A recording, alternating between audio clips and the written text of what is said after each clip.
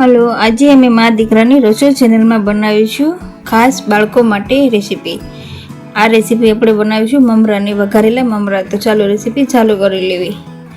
તો મેં આ 1 પેકેટ લીધું છે મમરાનો, ને આ મમરાને મેં ઝારામાંથી લીધા છે ને એમાંથી જે નીચો પાવડર જેવો જે કચરો ભૂકો એને મેં ચાળીને સાફ કરી લીધો છે. જો જે ઝારો આવે છે ને, જે ઘઉં ચાળવાનો, ચાળી બદલવાનો, એમાં લીધા છે.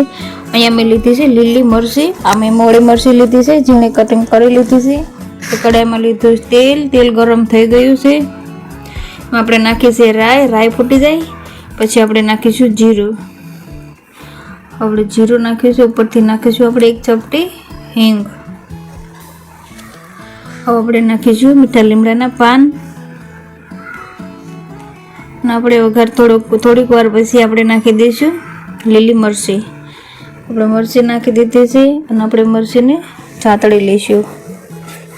આપણે અહીંયા ધ્યાન રાખવાનું છે, આપણે 1 મહિના સુધી મમરાને સ્ટોર કરવાનો છે, એટલે આપણે એકદમ સારી રીતે મરચાં શેકી લેવાના છે. જે એમાં જે પાણીનો ભાગ હોય ને એકદમ બળી જાય અને એકદમ કોરા એવા થઈ જાય મરચાં, એટલે આપણે અહીંયા મરચાંને સારી રીતે શેકી લેવાના છે. અહીંયા મને તેલ ઓછું લાગ્યું હતું એટલે મેં પાછું થોડુંક વધારે તેલ નાખ્યું છે, કેમ કે મમરા વધારે છે ને એટલે. જો તો અહીંયા સારી રીતે મરચાં શેકાઈ ગયા છે. હવે આપણે નાખી દઈશું એમાં હળદર, અને હળદરને પણ આપણે મિક્સ કરી દઈશું મરચાંમાં. અને અહીંયા ગેસ એકદમ ધીમો રાખવાનો છે. હવે આપણે નાખી દઈશું એમાં મમરા, અને આ મમરાને હલાવતા જ રહેવાનું છે. ઉપર નીચે કરી રાખવાના છે મમરાને એકદમ. આપણે જે હળદર નાખીએ છીએ ને, તો આપણા મમરા સારી રીતે જો આ રીતે હળદરવાળા થઈ જાય. અને અહીં આપણે સતત 5 મિનિટ હલાવતા રહેવાનું છે. આપણે હલાવવાનું બંધ કરી દઈશું તો આપણે મમરા છે નીચેથી એકદમ બળી જાય છે, કાળા થઈ જાય છે. આપણે એને હલાવતા જ રહીશું, એટલે આપણે તળિયાના જે મમરા આવે ને એ પણ બળીને કલરના બદલે બધા એક જ સરખા યલો કલરના રહે, જે બાળકોને ખૂબ પસંદ આવશે. ના ઉપરથી મેં નાખી દીધું છે નમક મેં લીધું છે સિંધા નમક. આપણે નમકને પણ મિક્સ કરી દઈશું. જો તમને અમારી આ રેસીપી પસંદ આવી હોય તો અમારા વિડીયોને લાઇક, શેર, સબસ્ક્રાઈબ કરી દેજો ભૂલતા નહીં.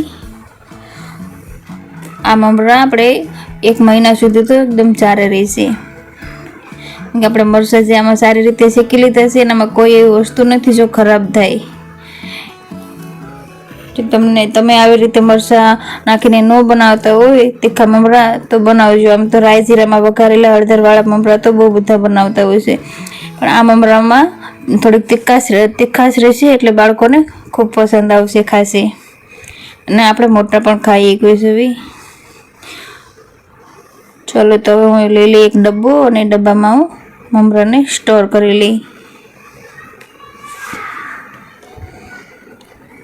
જો તો આ મમરા તૈયાર થઈ ગયા છે. આપણે લઈ લઈશું ડબ્બો, અને આ ડબ્બામાં મેં મમરા ભરી લીધા છે. મારા વિડીયોને સબસ્ક્રાઈબ કરવાનું ભૂલતા નહીં.